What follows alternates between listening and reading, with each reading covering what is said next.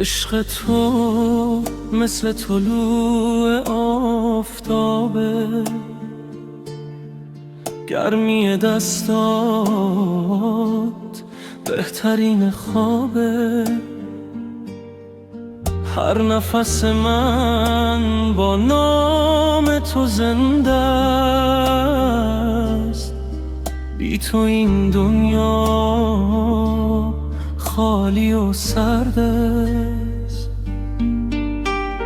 چشمات مثل دریا آرامش منه، خنده هات همیشه خواهش منه. هر قدم کنار تو یک آسمونه، عشق تو برای من بی بهونه. عشق یعنی موندن تا آخر راه، عشق یعنی خندیدن میان آه. دست تو اگر توی دست منه،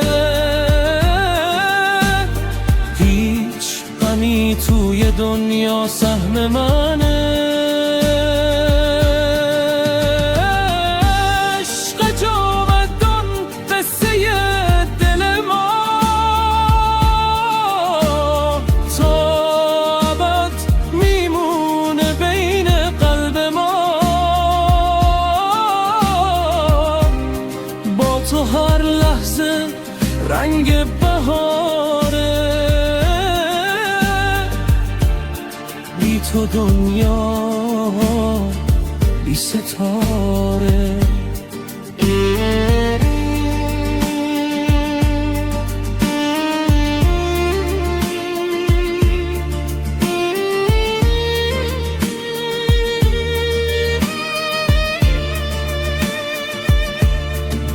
وقتی بارون روی شیشه میباره، اسم تو هنوز روی لبهامه. هر نگاه تو شعر عاشقونه، هر نفس کنار تو بی بهونه. نه زمان نه فاصله کم نمی کنه، عشق پاک هیچ وقت تموم نمیشه. تا نفس دارم کنار تو میمونم، با نگاه تو دوباره میخونم. اگر دنیا ما رو از هم جدا کنه،